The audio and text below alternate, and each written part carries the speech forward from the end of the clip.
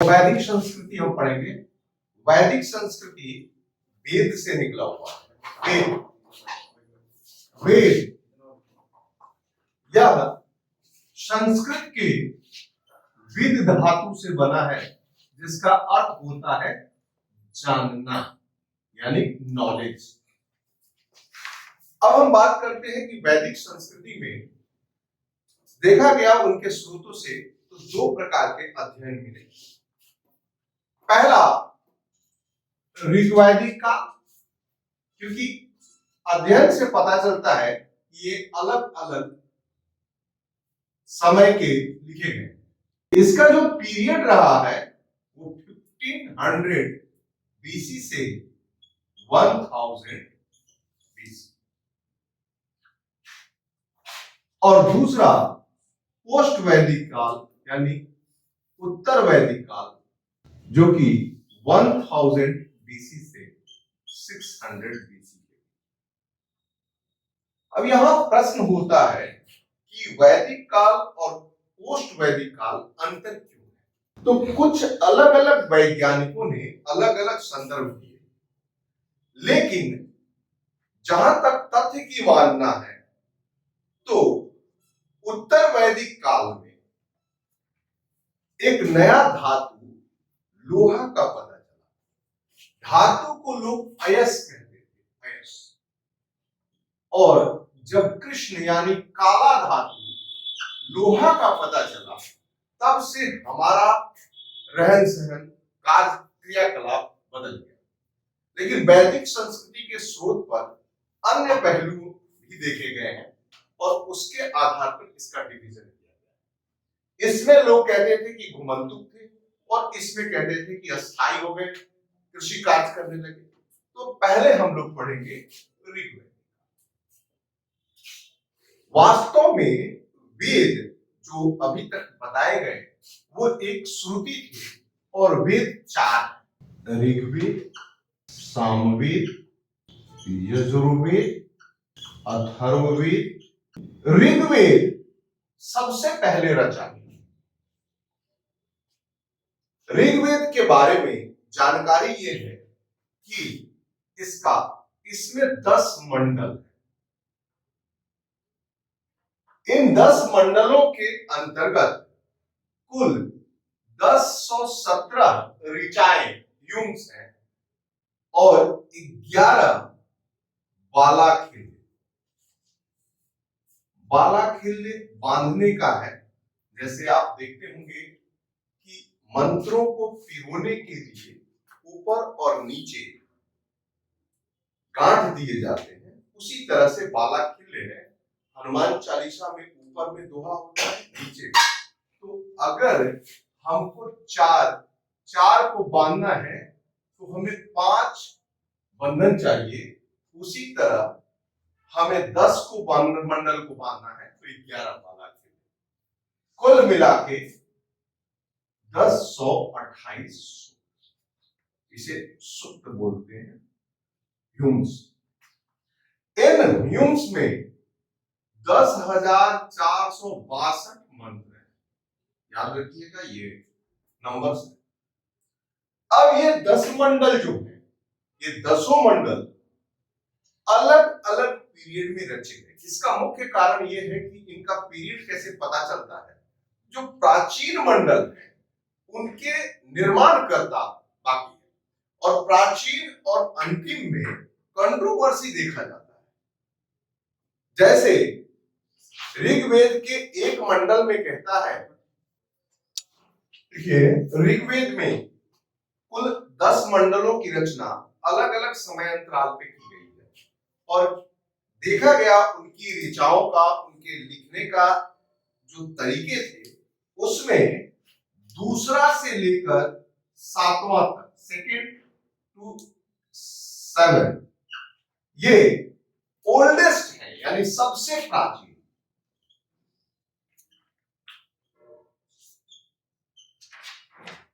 इसके बाद 8 और 9 है जो मध्य में रचे गए, और पहला और 10वां ये नवीन यानी न्यू है।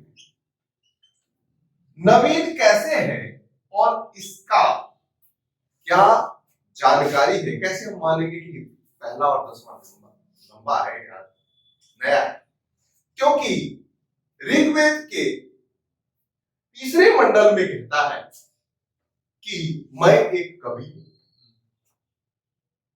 मेरे पिता वैद्य हैं और मेरी मां पिसाहारी है, हम लोग एक ही छत के नीचे रहते हैं। यानी वर्ण व्यवस्था कर्म के आधार पर। जबकि दसम मंडल के पुरुष सूक्त में कहता है कि विराट पुरुष यानी प्रमुख से ब्राह्मण, भुजा से क्षत्रिय, जंगा से वैश्य और पैरों से शूद्र की उत्पत्ति। तो ये वर्ण व्यवस्था जो था वो कर्म पर आधारित कहता है, और फिर बाद में शूद्र का शब्द का प्रयोग केवल दसम मंडल में। तो जाहिर सी है ये जोड़ा गया, और किसी भी बुक में अगर हम जोड़ते हैं तो जाहिर है कि ऊपर जोड़ेंगे, नहीं तो नीचे जोड़ेंगे। पहला मंडल जो है वो सबसे बड़ा। अब आता है कि ये जो ऋग्वेद में जो थे ये किनकी कहानी है, ये कौन थे और कैसे? तो ऋग्वेद मानव जाति का पहला धर्म ग्रंथ है। पूरे मानव सृष्टि में जितने भी धर्म ग्रंथ हैं उसमें सबसे पहला ग्रंथ है ऋग्वेद। ऋग्वेद में लिखी गई ऋचाओं को अगर हम लोगों ने खोलकर देखा तो पता चला कि कोई आर्य थे जो उस क्षेत्र में आकर बसे और उन लोगों के रहन सहन और संस्कृतियों के बारे में उल्लेख। अब ये आर्य कौन है? तो आर्य शब्द का शाब्दिक अर्थ होता है श्रेष्ठ। आर्य का मतलब होता है श्रेष्ठ या महान या बड़ा। ये तीन शब्द हैं आर्य। आप देखते होंगे रामायण महाभारत पढ़ते हैं तो प्रायः उनकी पत्नियां कुंती वगैरह अपने पति को आर्यपुत्र कहते हैं। तो आर्यपुत्र का अर्थ होता है श्रेष्ठ।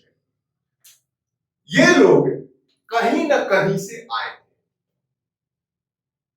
अब ये प्रश्न आता है कि आर्य किस जगह से आए? तो अलग अलग विद्वानों ने आर्यों के निवास स्थान में अलग अलग मंतव्य दिए। हमारे बाल गंगाधर तिलक जब मांडले जेल में थे उन्होंने एक बुक लिखी, an Arctic home of the Vedas, और उस बुक में उन्होंने बताया कि आर्य जो थे वो उत्तरी ध्रुव यानी नॉर्थ पोल से आए। क्यों? क्योंकि उन्होंने बताया है कि आर्य उस जगह से आए हैं जहां दिन और रात 6-6 महीने की। दयानंद सरस्वती ने तिब्बती मॉन्कों की रहन सहन को दर्शाते हुए यह बताया कि आर्य तिब्बत से आए। मैक्स मूलर जो भारतीय इतिहास के सबसे बड़े ज्ञाता माने जाते हैं, उन्होंने आर्यों को सेंट्रल एशिया यानी इराक और ईरान स्थान बताया है, और आज भी लोग मानते हैं कि वे इराक ईरान से आए। कुछ विद्वानों का कहना है कि आर्य जर्मनी से आए, क्योंकि बड़ी शोध में पता चला था कि जर्मन के लोग की नीली आंखें हैं। आज भी देखा जाता है कि जर्मनी के लोगों का आंख नीला है। और कुछ आर्य समूह, आप गूगल पे सर्च कीजिए और देखिए कि कुछ ऐसे समूह हैं जो कश्मीर में रहते हैं, लद्दाख एरिया में, और उनकी आंखें नीली। अब आता है कि इन आर्यों की संस्कृति कैसी है। तो ऋग्वेद में जो लिखे गए हैं उन आधार पर हम अलग अलग चीजें देखते हैं, जैसे उनका राजनीतिक जीवन कैसा था, सामाजिक जीवन कैसा था, आर्थिक जीवन कैसा था, और धार्मिक जीवन कैसा था। तो सबसे पहले हम लोग बात करते हैं इनके सामाजिक जीवन कि आर्य का भौगोलिक विस्तार क्या है, आर्यों के भौगोलिक विस्तार में शुरुआत करते हैं। तो देखिए, भारत के ये वाला क्षेत्र जो कि सप्त सैंधव प्रदेश से जानते हैं, ये भौगोलिक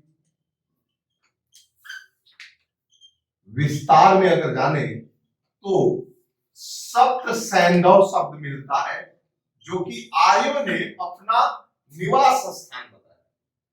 यह बिल्कुल सत्य है कि आर्य कहीं ना कहीं से माइग्रेट होकर आए और उन लोगों ने अपना निवास स्थान सप्त सैंधव बनाया, यानी 7 सिंधु की नदियों की, जिसकी पहचान अलग अलग की गई है। ऋग्वेद में 13 प्रमुख नदियों की पहचान हुई है, शेष अन्य नदियां। तो उसमें कहा जाता है कि वे लोग ब्रह्मवर्तक, ये ब्रह्मवर्तक क्षेत्र जो है, जो कि सिंधु नदी से लेकर दृश्यवती के बीच का क्षेत्र है, इस क्षेत्र में जो लुप्त घग्गर नदी है, इन क्षेत्रों को आर्यों ने अपना निवास स्थान बनाया। ऋग्वेद में अगर हम नदियों की बात करें तो गंगा का 1 बार और यमुना का 3 बार उल्लेख मिलता है। बाकी सबसे अधिक सिंधु नदी और सरस्वती या अन्य नदियों का उल्लेख मिलता है। तो सबसे पहले हम लोग राजनीतिक जीवन के बारे में पढ़ें। ऋग्वेद के अनुसार यह एक ग्रामीण संस्कृति, यह क्या थी? यह ग्रामीण संस्कृति, यानी आर्य लोग गांवों में निवास करते थे। ये कबीले के रूप में रहते थे। कबीले, हर कबीला का एक श्रेष्ठ व्यक्ति होता था। अगर हम प्रशासनिक डिवीजन करें तो घर का मालिक, घर का प्रमुख जो होता था, उसे कुलक बोलते थे। कुलक यानी मुखिया। कई घरों को मिलाकर एक गांव बना और गांव के प्रमुख को ग्रामीणी बोलते। कई गांवों को मिलाकर विस बनता, विस, और इसके मुखिया विसपति, और कई विस कर सकते हैं जिला, डिस्ट्रिक्ट, और कई विस को मिलाकर एक राष्ट्र बनता था, जिसके मुखिया राजन।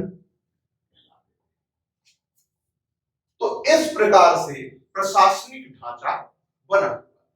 ऋग्वेद में जन शब्द सबसे ज्यादा मिला, लगभग 275 बार जन शब्द का उल्लेख है। जन शब्द का उल्लेख वर्तमान यूपी में जनपद कहते हैं जिला को, तो जरूर से जरूर कुछ ग्रुप रहा होगा, इसीलिए जन शब्द का प्रयोग होता है। प्रशासन 3 प्रमुख इकाइयों में बटा था: सभा, समिति और विदत। ये तीनों से प्रश्न आता है। विदत जो है, ये ऋग्वेद की सबसे पुरानी संस्था थी। सबसे प्राचीन संस्था कौन थी? विदत। प्राचीन संस्थान थी विदत। विदत में लोग इसे जनसभा भी बोलते थे। समिति सेंट्रल राजनीतिक सभ्यता थी, जैसे आज वर्तमान पार्लियामेंट था, उस समय यह केंद्रीय विधानसभा, और सभा यह बुजुर्ग या बड़े लोगों का, जैसे राज्यसभा या ये विधान परिषद लेजिस्लेटिव काउंसिल है, यानी वृद्धा अनुभव लोगों का, वृद्धा व्यक्ति यानी अनुभवी लोगों की यह संस्था थी। तो इस प्रकार राजन का पद जो था उस समय वंशानुगत, यानी उस समय तक कोई भी मोनार्की सिस्टम नहीं था ऋग्वेद में, सारे चुने जाते थे और पूरी तरह से ये कबीले में रहते थे।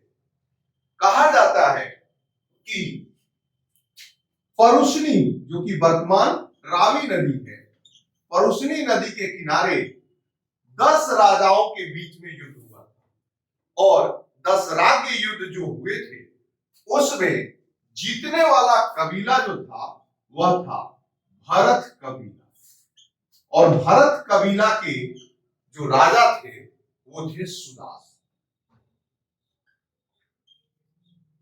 आपके इनके गुरु विश्वामित्र थे और इस प्रकार यह कबीला था। तो 2-3 प्रश्न इसमें आते थे कि दशराग युद्ध कहां हुआ था, दशराग युद्ध में कौन सा कबीला जीता था और उसके राजाओं को सलाह देने के लिए एक, जैसे अभी विधानसभा है वैसे ही एक प्रकार का समिति हुई और उस समिति के जो हेड होते थे वो सभापति होते थे। इसके अलावा एक ब्राह्मण इंटेलिजेंट होता था जिसको लोग पुरोहित या गुरु थे और यह पद जो होता था वह वंशानुगत होता था। अब आता है सामाजिक व्यवस्था। किसी भी प्राचीन इतिहास को जानने के लिए उस समय की सोशल एस्पेक्ट्स जानना बहुत जरूरी है।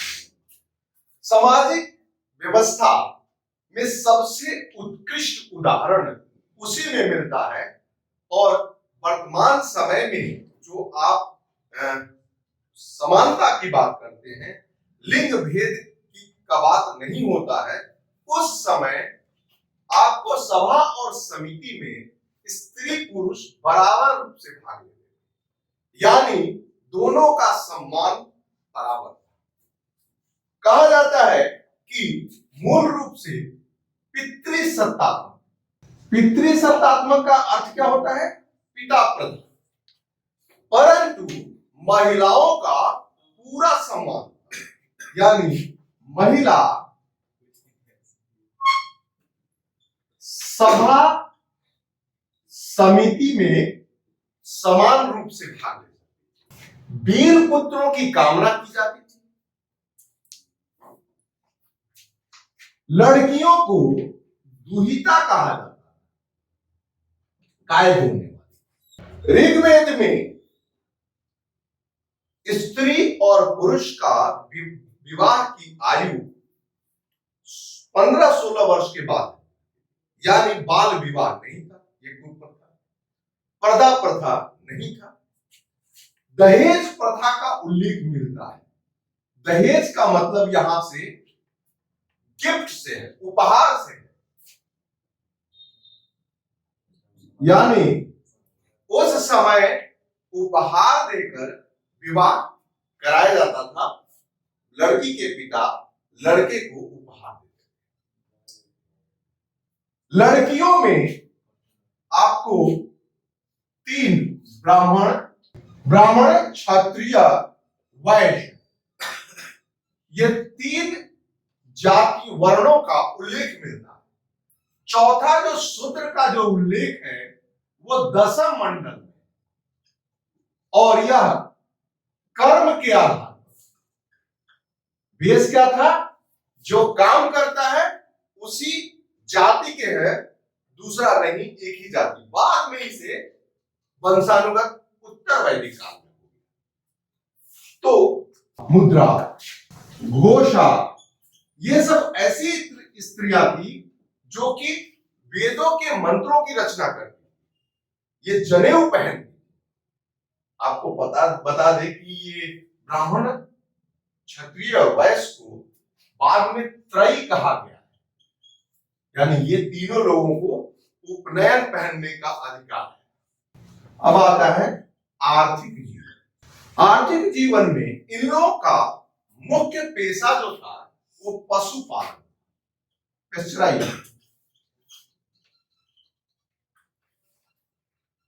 Animal husbandry.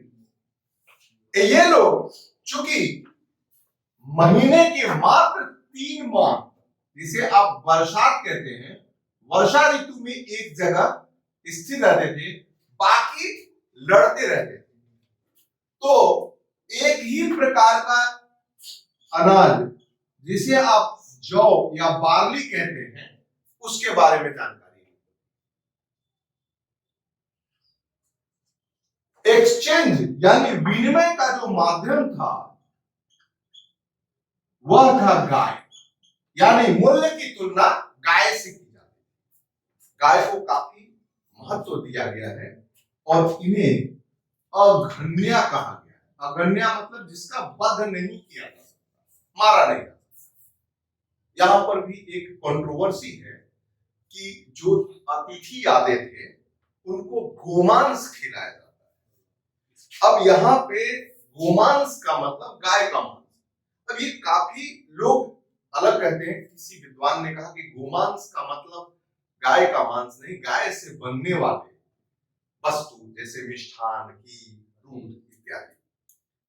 क्योंकि अभी यज्ञ में हम लोग जब पूजा करते हैं तो दधी मांस यानी दधी और उड़द को दधी मांस कहते हैं। यज्ञ के समय हवन करने के बाद ब्राह्मण अक्सर ऐसा करते हैं। तो ये कंट्रोवर्सी है, लोगों ने मांस की तुलना अलग की, हो सकता है उस समय क्या रहा हो, लेकिन अभी आप जानिए तो गाय जो थी वो विनिमय की माध्यम। कर्म जो था, ब्राह्मणों का कर्म था अध्ययन, पढ़ना और पढ़ाना। क्षत्रियों का कर्म था रक्षा करना। वैश्यों का कर्म था व्यापार करना।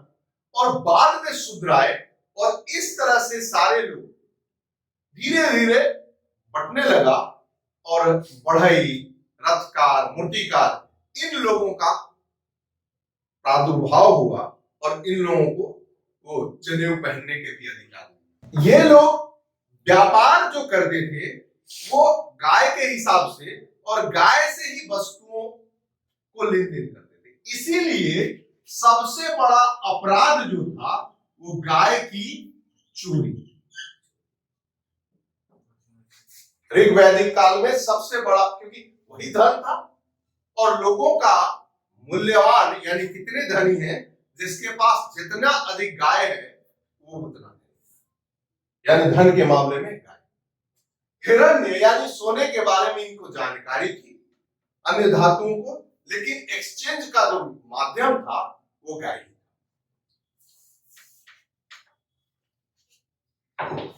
प्राचीन शब्द कुछ कुछ मिलते हैं और यहां यौ के साथ साथ गेहूं का भी प्रयोग होता है।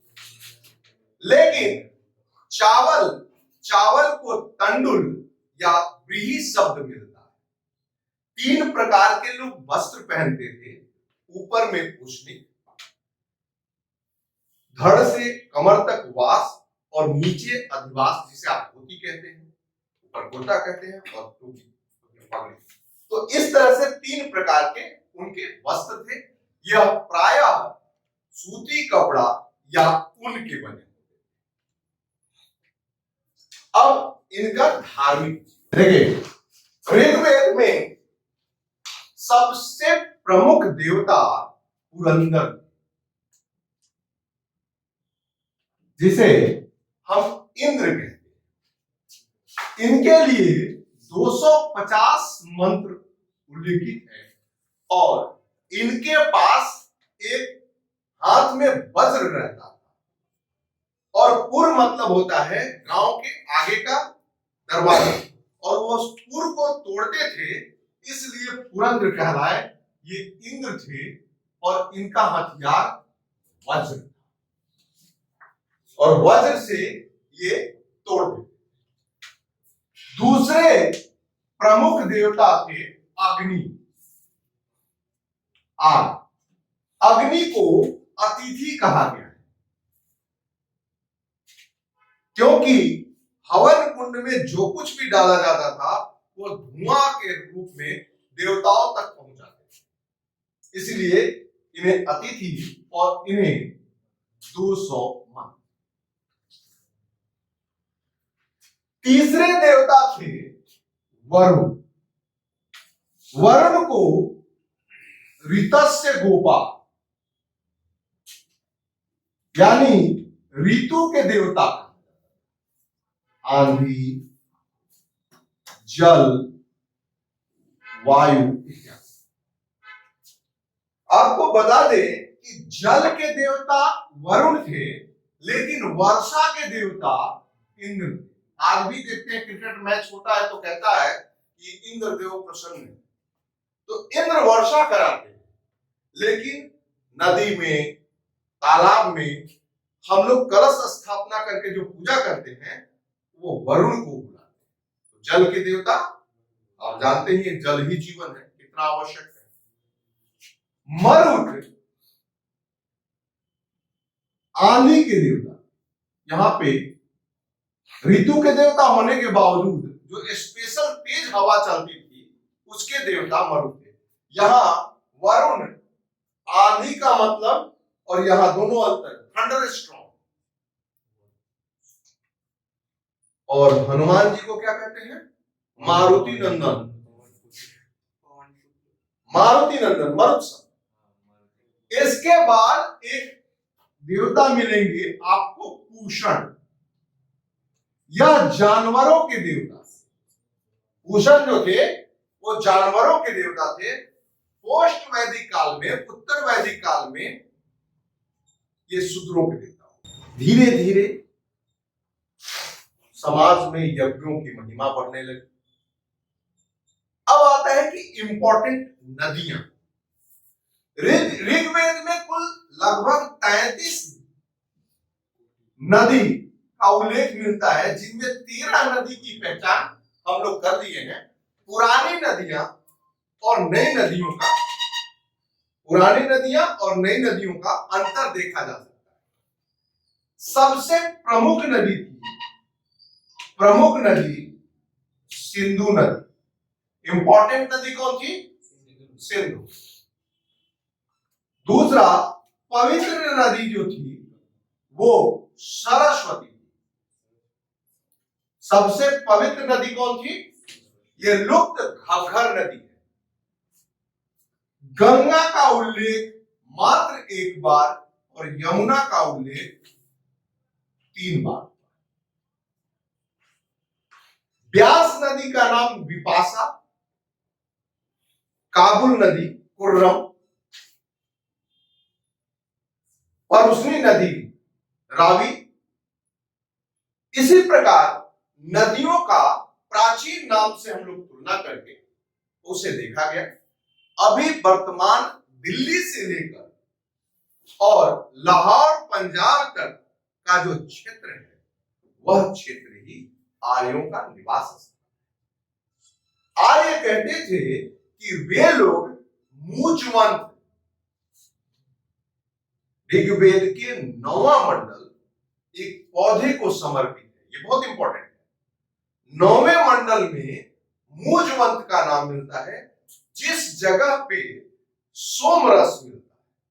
अब यह सोमरस क्या होता है? किसी ने कहा कि भांग का पीसा हुआ, किसी ने कहा कि महुआ है, ताड़ी है, लेकिन आज तक पता नहीं चला।